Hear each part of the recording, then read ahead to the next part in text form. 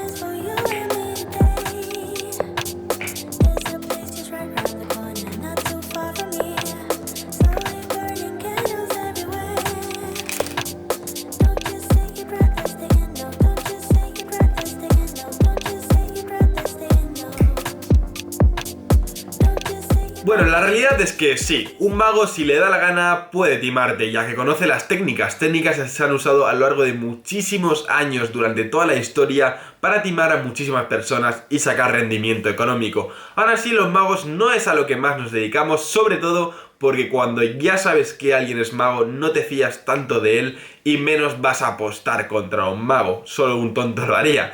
Pero sí que es verdad que algunas situaciones, por ejemplo, cuando un mago está jugando a las cartas, ya sea al póker o cualquier otro juego con sus amigos, en los que puede realizar algún tipo de trampa. Y ahí es donde realmente entra la duda. ¿Pueden o no pueden repartirse las cartas que quieren? ¿Pueden hacer algo para ganar siempre? Y la respuesta de nuevo vuelve a ser que sí. Los magos conocemos muchísimas técnicas como las que acabáis de ver. Y se puede hacer tanto mientras se mezcla la baraja como mientras se reparten las cartas, como después, es decir, durante el juego.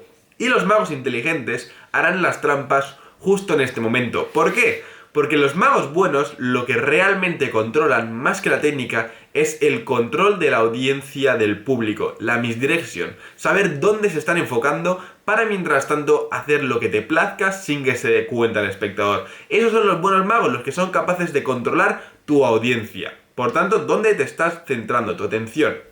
Por tanto, ese momento, justo después de haber mezclado y repartido, mientras las personas están dentro del juego, donde es más fácil hacer trampas. ¿Por qué? Porque todo el mundo está centrado en su propia jugada. Mientras se pueden utilizar técnicas como las que acabáis de ver, mezclas falsas para que la baraja aparentemente la mezcles, pero siempre mantenga las cartas en el orden que tú quieras para cuando repartas.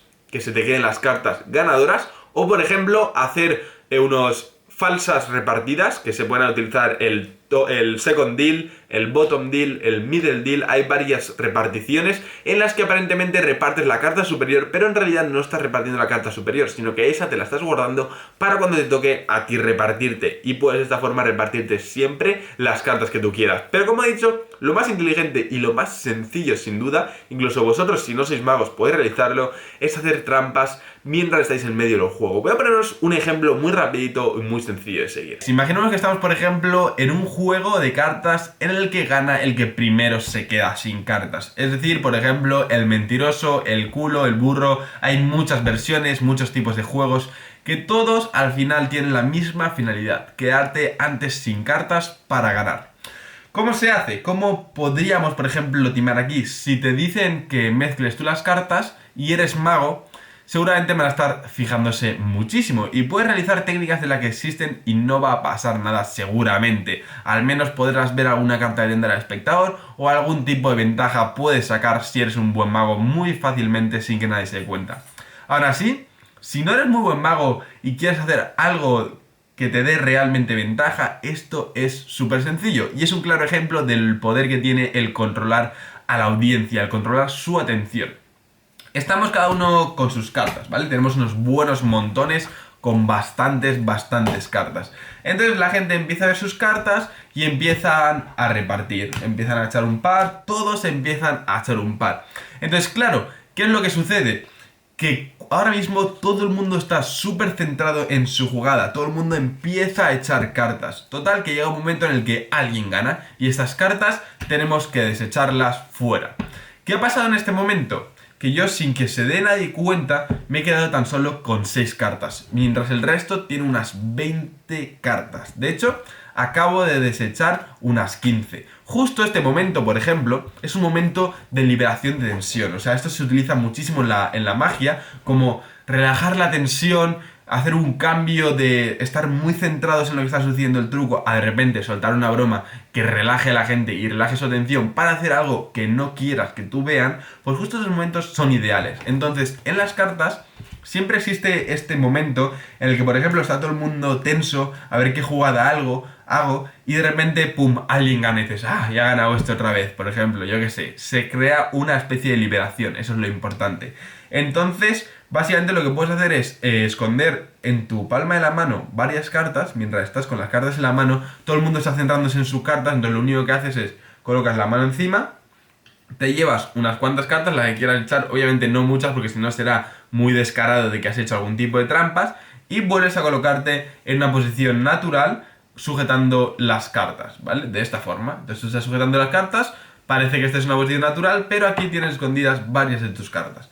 Cuando estas cartas que estén en la mesa se hayan terminado y ya vayamos a pasar a la siguiente ronda y ella que sacarlas, tú lo único que haces con esta mano, vienes, colocas las cartas encima y las echas fuera. Al hacer eso estás colocando las cartas encima y nadie se da cuenta porque está toda la atención en la jugada y de repente se ha liberado. Por tanto, aquí lo que os quería contar es básicamente eso, que los magos, más que hacer técnicas raras en las que intenten que no la veas, o sea, técnicas súper invisibles, súper trabajadas y súper complicadas, a veces se centran más en dónde está tu atención y lo aprovechan en soluciones como puede ser esta. Este es un ejemplo de millones que se me ocurren para en estos momentos de relajación de la atención en los que la gente ya de repente pasa a estar súper centrada en su jugada y en lo que está sucediendo, a de repente liberarse, justo en ese momento hacerte la trampa sin que te des ningún tipo de cuenta, o en ese momento coger alguna carta que te interese, dejarla, etcétera. Y bueno, ahora me diréis, vale, bien, eso está bien, o sea, eso realmente funciona cuando estás en una mesa de juego con amigos en la que todo el mundo está centrado en su jugada y puedes hacer cosas como estas fácilmente. Os lo digo por experiencia, yo mismo he hecho ese tipo de cosas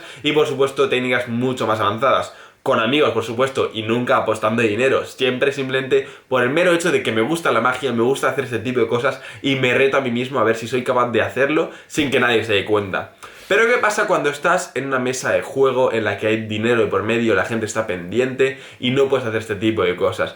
Pues bien, ahí tienes que pensar más allá, o sea, fuera de la caja, cosas más originales, más diferentes que no se puedan percatar. ¿Por qué? Principalmente porque tú no tienes acceso a la baraja. Entonces, ¿qué tienes que hacer? Si tú no puedes acceder a la baraja, lo que tienes que hacer son dos cosas: o cambios de baraja o marcajes que te permitan saber qué cartas tienes y qué cartas tiene tu contrincante. Entonces, ¿cómo haces cambios de baraja de carta? Existen muchísimos. Previamente tienes tú la carta escondida, por ejemplo, en un empalme o como sea, y tienes, por ejemplo, en un Texas las dos que estás jugando.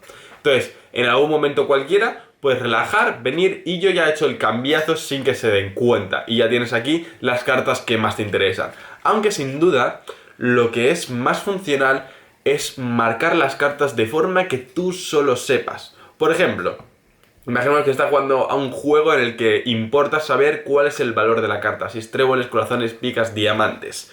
Puedes inventarte tú un sistema propio en el que puedas marcar las cartas de forma automática estando en la mesa de juego sin requerir nada especial. Por ejemplo, con tu misma uña puedes hacer marcas en los cantos de las barajas. Yo si presiono aquí sobre la carta, se va a quedar una especie de marca, no sé si se ve, y esa marca, dependiendo a la altura que la ponga, al lado que lo ponga, va a significar que será de un palo o de otro, un valor alto o un valor bajo, etc. Por tanto, yo podría hacer, por ejemplo, que saber que las que están marcadas en el eje largo, por arriba son de picas, por abajo son de tréboles, y en el eje corto, a la izquierda son de picas, hay de corazones, y a la derecha son de diamante, por ejemplo.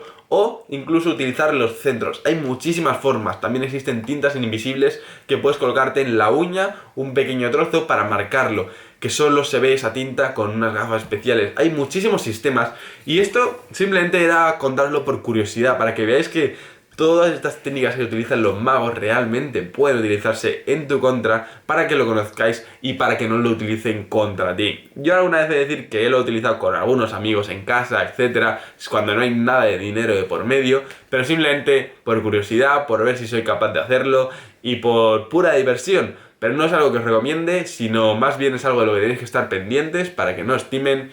Y eso es todo. Espero que os haya gustado el vídeo de hoy. Es simplemente algo curioso, enseñaros a la vez algunas técnicas para timar, para ver lo que os pueden hacer, que veáis la capacidad que realmente tienen los magos con una baraja de cartas. Y eso es todo. Espero que os haya gustado y nos vemos el viernes que viene con más y mejor. Chao, chao.